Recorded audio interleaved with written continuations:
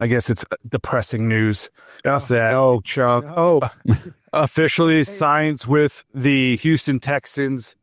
No longer a Cleveland Brown, no longer a chance to be a Cleveland Brown. I know a lot of Browns fans were holding on hope that, the longer he sat there, the more hope it was giving them that he was going to re-sign with the Browns.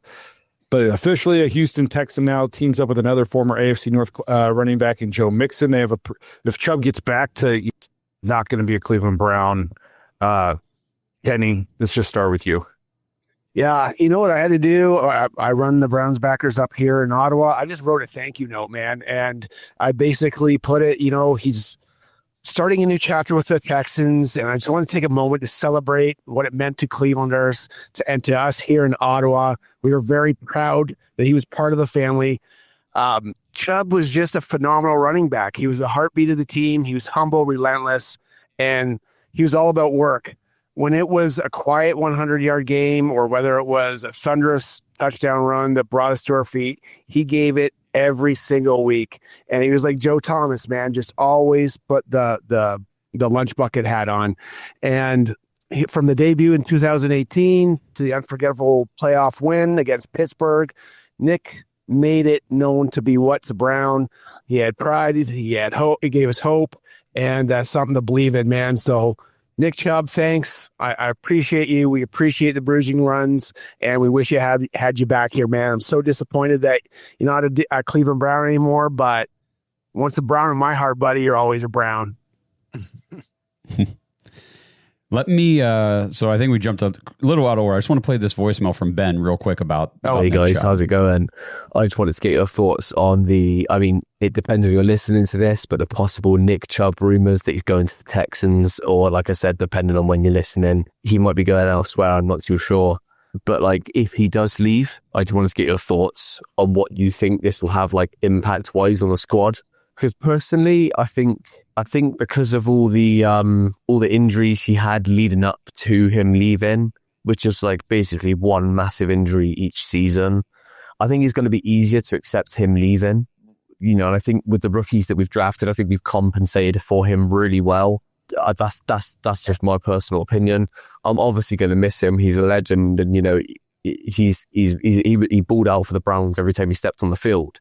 But I just think it'll be easier seeing him leave because of the rookies that we've drafted and the injuries leading up to him. To be honest, I think it'll be trickier. I think it was trickier, watching Baker Mayfield leave than Nick Chubb. But I just wanted to get your guys' thoughts on this as to what you think and what impact it'll have on the squad. Yeah, thanks, Ben, for the voicemail. See, he's right. I agree with him. Nick Chubb, we haven't seen a full healthy season out of Nick Chubb since 2022. He got hurt the second game of 23, so it's pretty much the whole season. Last year, he missed however many games to start the season. Then when he came back, he wasn't really himself.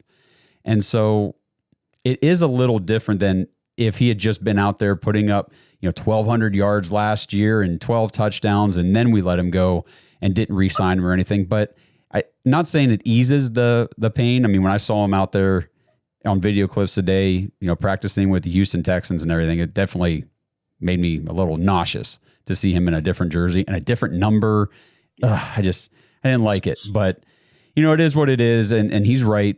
We drafted some very good rookies. And I think I said this the other day on a quick clip, but resetting the age market within your own running back room is never a bad idea, especially whenever your other option was leaning on it. He's a great player, but he's 29 years old. He's going to be 30. We got a 21-year-old and a 20-year-old, two super young guys, highly productive out of college. I think that the Browns are moving the right direction, getting back to the run game with these guys. I agree. It's one of those things where, as your GM, you don't want them making emotional fan-like decisions, and bringing Nick Chubb back would have been an emotional fan decision. That's, in a way, that's what we last year was. You know what I mean? We gave him the chance to come back off the terrible injury last year. You're just not going to do it 2 years in a row, especially when you just drafted two young running backs, dynamic running backs. You're not going to take the ball out of their hands. And then why do you want Nick Chubb to be on this team to be the third running back? You know what I mean? It's just, to me, it was the right thing to do for Nick Chubb.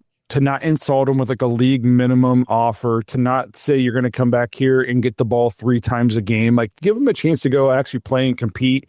And like Ben said, it sucks obviously, but it's easier to cope with because of all the time he's missed the last 2 seasons. Like you said, Josh, he's not coming off a 1,500 yard, 12 touchdown season, and we were just too cheap to resign him. You know, we're not the Cincinnati Bengals. It's, you know what I mean? Like, and I saw a lot of people online talking about how they hate Andrew Berry for not bringing him back and all this stuff. And it's just like, Andrew Berry did the right thing for the Browns, and he did the right thing for Nick Chubb. Like, let Nick Chubb go be a guy who can get the ball. He's not going to get the ball here. It's just, so I don't know. It obviously sucks, and I'm hoping Nick Chubb is great in every single game he plays, unless we happen to play them, you know. And I hope he doesn't have any more injuries, and I hope he bounces back and he's awesome and he has a great, a couple more years of his career. But I'm a Browns fan. As much as I love Nick Chubb, I'm a fan of the Browns before I'm a fan of any one player on the team.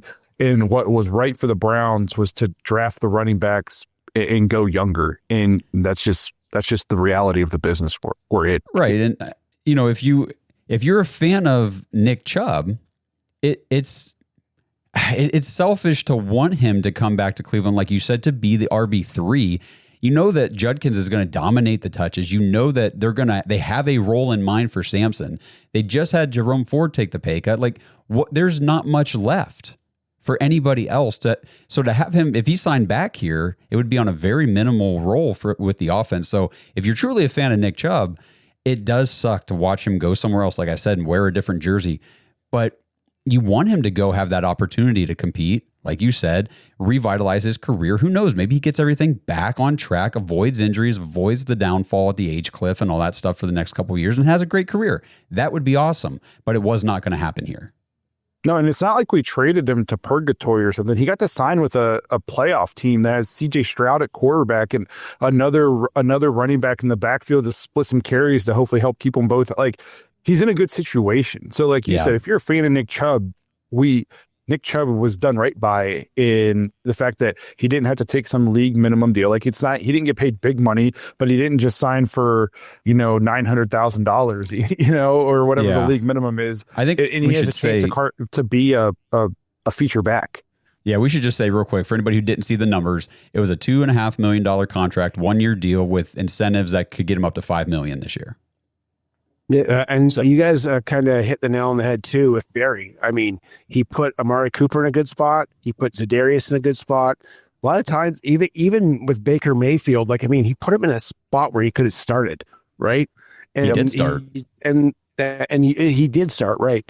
And Nick's in the same spot, like coming over here, like you said. There's not going to be a lot of touches, and hopefully he thrives. I'm still going to miss him. Like you said, it's tough to see him in another uniform and another number. And like I said, once a Brown, always a Brown. He'll be in our ring of honor, man. Oh, for the sure. only thing, if anything, it just makes me more pissed off at Minkah Fitzpatrick. Yes, he's the real villain in this story. You know what I mean? Like, I never thought watching that game that night was going to be like the last time I saw real Nick Chubb play for the Browns. It just like, screw Minkah Fitzpatrick, you know what I mean? And Minkah Fitzpatrick's he's a crap day. Yeah, he just keeps doing it. And so, if anything, that's who I'm mad at today. It's not the Browns or Nick Chubb or anything. I'm just reminded of how much I hate Minkah Fitzpatrick.